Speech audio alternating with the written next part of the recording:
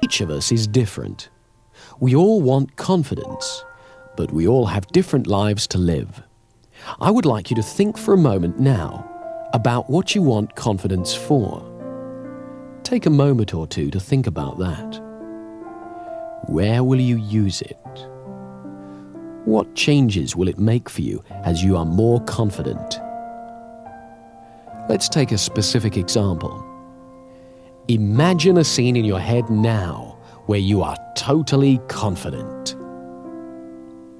Imagine you are seeing a film right now of a time in the future when you're using your confidence to achieve something you really enjoy. Do whatever you would do if you knew you couldn't fail. Just sit back now and watch yourself achieving excellence. Notice how you look, the expression on your face, the light in your eyes. Notice the life, the grace, and the elegance in your movements. Let the camera of your mind move all around the scene and replay it as slowly or as fast as you wish, as many times as you wish, so that you become fully acquainted with every aspect of your presence during a moment of successful achievement. Notice how you're sitting or standing, your expression, and your movement that lets you know that this is a moment of great success.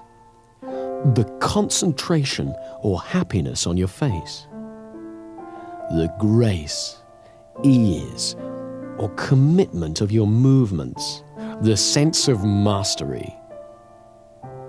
And pay attention here to the sensations in your body, and notice how your body responds to your imagination.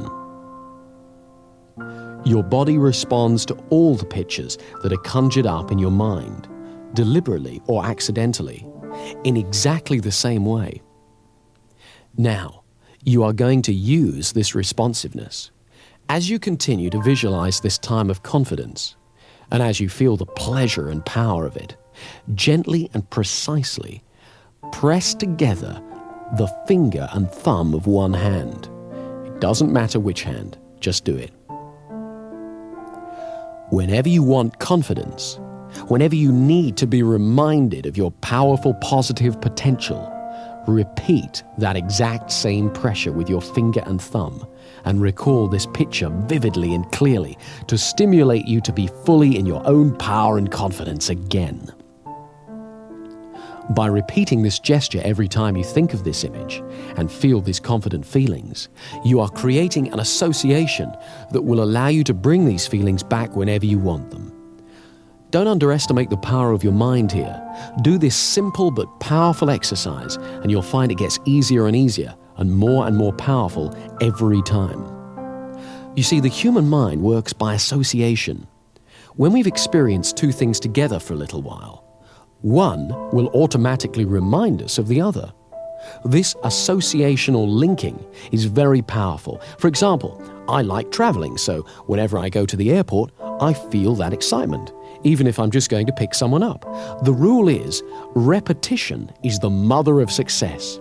So let's just repeat this mental visualization. Remind yourself of that picture of you being successful and confident. It doesn't matter if it's not very clear at first. Each time you do it, it'll improve. Home in on the part of it that makes you feel best. Magnify that part. Make it bigger, brighter, louder, bolder, brilliant, richer in your mind. Really feel it within you and around you. And when that confidence is at its peak, press your finger and thumb together again in exactly the same way as you did before. And say to yourself, I am confident. And then relax. You are making that finger and thumb pressure into a signal to your unconscious mind to call up that feeling of confidence and power within you. Practice this imagining for at least 3 weeks every day, and then whenever you feel challenged, you can repeat that exact same movement. Concentrate for a few moments and access your inner state of confidence. Do it 21 times in a row. Olympic athletes the world over have used exactly this technique to prepare to win their competitions. Now you can use it. You see, we're all born with confidence. Babies are confident. They cry and they expect to be fed. They explore and they have no fear. We all have the ability to regain the confidence we are born with. And one of the main things we have to do, which is ridiculously simple, is just to make room for confidence. People who've lost confidence feel fear, and so they often hurry to get past things or hang back and avoid them. They speak too little or too fast. And when they feel awkward because they're doing these things, they have a tendency to do them even more. To let ourselves feel confident, we need two simple qualities: patience and flexible thinking. A few years ago, I was giving a presentation at a conference. I was on a panel with two other speakers, and while they spoke, I was really enjoying relaxing and being a member of the audience. And so it came as a bit of a shock to me when I was called to speak. I went to the rostrum and looked out and saw a huge room full of people looking at me. All of a sudden, I felt my stomach tighten and my hands went clammy and started to tremble. I was very surprised because I'm used to appearing in public, so I wasn't expecting to feel anything like that. So what I did was nothing. I just stood there and I noticed my feelings. First of all, I noticed my breathing, and I got used to standing where I was. I thought for a moment about what I was going to say and how much I believed in it, and I accepted that my body was excited. I was excited. I didn't have to call it stage fright or lack of confidence. I was excited. And that added a spark to my presentation. Then, when I felt ready to speak, I began. Now, this was a fairly simple little incident, but it shows three things. Firstly, you never know when you're going to be surprised, because I had no idea I was going to feel anything like that when I stood up. Secondly, it reminded me of the value of patience. I simply took my time to notice what I felt and got used to it. I didn't rush away from my feelings by diving straight into my presentation in a terrible rush. And when I acknowledged how I felt, it wasn't overwhelming. It helped to notice my breathing and to let that be calm as well. Thirdly, I reminded myself that the feeling I felt wasn't good or bad. It was just what I felt. And I could choose to call it fear or stage fright or eagerness or excitement. And I chose to call it excitement. I was reminded of this when I was sent a tape of my presentation, and I heard the pause before I started to speak. That was the pause I took to make room for my confidence. There are lots of ways you can make room for confidence in your life. In conversations, we can practice confident listening. Confident listening is allowing yourself to concentrate fully on the other person's speech. It means that rather than preparing what I'm going to say, I really listen to you. And so often when I listen well, what I need to say, and when it's okay to say nothing, becomes much clearer. When I hear the rhythm of the conversation, I discover that there are plenty of times when silence is appropriate. By listening with patience, I make room for confidence in my conversations. The same is true with actions and feelings. Patience makes room for confidence. Turn your attention outward to the world while acknowledging what you feel. But don't judge or compare or worry. Stay curious. Don't judge yourself or others. Often you don't have to do half as much as you were worried about when you lacked confidence. And when it's time to act, what you have to do is clear and simple. We all use habits a great deal in our life. Some habits help our confidence, others don't. So to increase our confidence, we have to amplify the habits that assist us and eliminate those that don't. Much of our thinking is habitual. It happens all by itself and is just a string of associations. Mostly, we tend to be absorbed in a task or an interest, or afloat on the river of automatic thinking. However, we can affect it. With a little effort, we can redirect our attention. It turns out that associational thinking is very powerful, so this effort has to be made over and over again. At first, it's quite unnerving to discover how easily we can be distracted. But if we repeat the effort over and over again, we gradually find that we affect our patterns of association and also increase our powers of concentration. There's one very important way we need to make this effort. Nowadays, the atmosphere of ideas in which we live is very busy. Messages bombard us from all sides, and not all of them are very healthy. On television and radio, we're asked to buy far more than we can afford, and the news is always full of doom and disaster. To protect ourselves, we learn to ignore a great deal of it so that we're not overwhelmed. But unfortunately, we can also inadvertently ignore the beauty and blessings of life as well. So we must learn to be selective and to reinforce the positive, beautiful messages in our lives so that we nourish the positive and beautiful in ourselves. As we pay attention to the goodness in the outside world, we strengthen it within ourselves. It's also useful to phrase things positively, to use optimistic language whenever possible. I don't mean that we should ignore difficulties or problems, but that we should always look towards the solution, not the negativity. If we use positive words to ourselves and others, we're more likely to receive positive words and messages from them. Try to avoid putting people down or putting yourself down. If you want, you can make a game of cleaning up your language. Do it by yourself or with a friend. Watch out for negative phrases like "I can't," or "I shouldn't," or "I'll never," or "I'm just not very good," or starting sentences with "but" or "no." Whenever you hear yourself or a friend use a phrase like that, stop and rephrase it in positive terms. For example, instead of "I can't do such and such," use "I can learn how to do such and such," or "I haven't learned to do such and such yet." There's no fixed meaning in life except the meaning that we bring to it. So let's make your life brighter by looking at things that you've got going for you. Positive thinking becomes a self-fulfilling prophecy. Every time we pay attention to something, we energize its presence within us. If we pay attention to negative thoughts, we just make them stronger. So they crop up more and more often.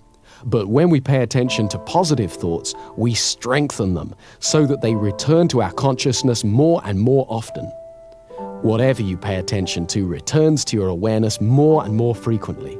So it's vitally important to acknowledge and concentrate on your successes, great and small, and what's really healthy and rewarding around you.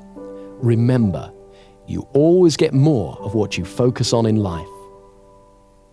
Here's a way of focusing that power. These questions direct your mind to what's positive in your life, so in order to answer them, you have to experience some of the good feelings that go with the answer. Every morning, ask yourself, what do I feel happiest about in my life? Who or what in my life makes me feel most loved? Who or what in my life makes me feel richest? And if you don't know the answers to these questions yet, ask yourself instead, what could I feel happiest about? Who or what in my life could make me feel richer, happier, or more confident? When you were a child, you may have seen a model railway in a shop window. The train would go round and round the window, across the front and into a tunnel, and then out of the tunnel on the other side, across the front of the window, back into the tunnel, and so on. The conscious mind is a bit like the window. We see the train of our thoughts when it crosses the front of the mind, but the train carries on out of sight and pulls whatever we've seen through the tunnel, the unconscious mind. If we put positive thoughts onto that train when we see it, when it's in our conscious mind, it will automatically take them into the unconscious mind again and again. So whenever you think of yourself, think of your successful self, and the automatic, incessant train of our thoughts will take that positive picture of yourself to your unconscious And slowly but surely, your fundamental view of yourself will improve, and it will become natural to think of yourself as successful, competent, and confident. Another part of making room for confidence in our life is accepting that there is risk. This may sound odd at first. After all, we often wish that we had so much confidence that we could avoid risk. But confidence isn't knowledge. If we know we can do something, we don't need confidence. We can just do it. We only have confidence if we are not entirely sure, not 100% sure of success, and yet we still have a go. That's the essence of confidence. When there's no risk, there's only certainty. Confidence only comes when there's risk. So we must embrace the risk, recognize it, and realize that it has a place in your life. In fact, it is because of the risk that you can value your achievements, because you achieve them in the face of risk. This is why you can feel good about every step on your path to confidence. Each step is a risk, however small. And as you get used to having confidence, you will realize that you get used to having risks. Risks don't go away. We just learn that we can face it and deal with it. And as we do so, we become more powerful. We learn we can achieve our goals, and we become more confident. Let me show you one more thing that increases your confidence, and it's great fun as well. Think of somebody now with whom you don't feel confident. Imagine them walking in your front door. And imagine they've got a red clown's nose on their face and an orange wig on their head. Or shrink them so they're about 12 inches tall. And call to mind the way they talk. If, for example, it's an authoritarian sort of voice, "You stupid, useless person." Make them sound like Mickey Mouse. "You stupid, useless person." Or make them have a sexy voice. "You stupid, useless person." Really enjoy making them as ridiculous as you want and get used to this way of seeing them, even when you meet them face to face. You'll find it's great fun, and it really changes how you deal with them. It's very empowering and enjoyable to look forward to the success in our future, and the more we get used to it, the more it happens. I'd like you to close your eyes now and fantasize how things would be in an ideal world. Imagine your dreams have come true. You're doing exactly what you want to do. All around you, you can see exactly what you'd like to see. Everything you hear is perfect, and you enjoy what you feel. And as you do this, where in your body does it feel best of all? Locate the feeling and give it a color. Imagine that color glowing there within you. Now, begin to move that color all over your body and spread that fantastic feeling throughout you. Let it permeate your body. Notice how wonderful you can feel just by using your mind like this. Make sure it's around your legs and feet, stomach, chest, shoulders, arms, hands and fingers, neck and face. Make it truly brilliant. Turn up the brightness, feeling joy and energy surging within you. Now double the intensity of that color again and keep that feeling within you. Wonderful, brilliant, bright, fantastic. When you feel good and happy, your non-verbal communications put you in tune with good and happy people and help other people feel good too, so you create a warm, friendly atmosphere. With this simple exercise, you can actually affect all the world around you. Do this every day and you'll soon notice how it begins to bring out the optimism and enthusiasm in the people you mix with. Remember, happiness and excitement are contagious. So you're going to direct your attention away from comparison with others, away from the barrage of advertising which plays upon fears and insecurities, and away from negative judgments, and steer it towards a positive appreciation of the world and people around you. This inner glow will help you do that. Finally, remember to walk tall. When you've finished using this tape, get up and hold your head up in a comfortable, relaxed position on your shoulders. Let your spine support you. Imagine that a golden thread runs vertically up through your spine and straight up to the sky, and that thread supports you. Let yourself relax, safely held by that thread. This relaxed, upright stance is the natural position of confidence, and it will soon be as natural to you as breathing. So enjoy it. And to give you a rock-solid foundation for your confidence and power, use the hypnotic induction on the other side of this tape every day for 3 weeks, and as often as you want thereafter. Side 2 is a powerful hypnotic induction that will reinforce all the work you've done on this side and will boost confidence at every level of your mind. Whenever you want to relax deeply and totally, go somewhere where you don't have to be aware of the outside world and use Side 2 to go into as deep a trance as you need to. Each time you go into trance, the effect gets stronger, so use it every day for 3 weeks. Use it, enjoy it, and you'll find that as your confidence increases day after day, you'll find yourself doing things you used to dream of. Use both sides of the tape every day until you can really feel the improvement you want.